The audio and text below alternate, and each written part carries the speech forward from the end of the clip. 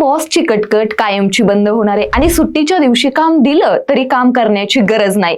याचं कारण म्हणजे लोकसभेत सादर झालेलं राईट टू डिस्कनेक्ट विधेयक।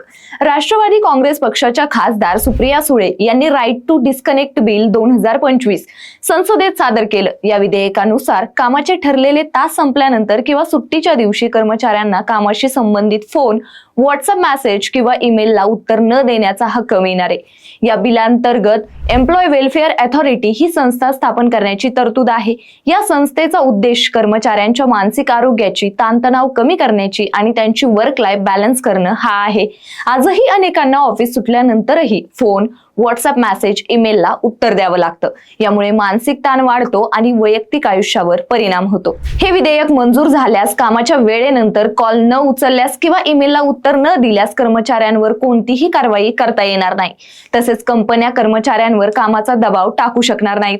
त्यामुळे कर्मचाऱ्यांना खरा फायदा होईल आणि त्यांचा वर्क लाईफ बॅलन्स सुधारण्यास मदत होईल। बाकी या विधेयकाबद्दल तुम्हाला काय वाटतं? कमेंट करून नक्की सांगा आणि महाराष्ट्र जागरणला सबस्क्राईब करायला विसरू नका।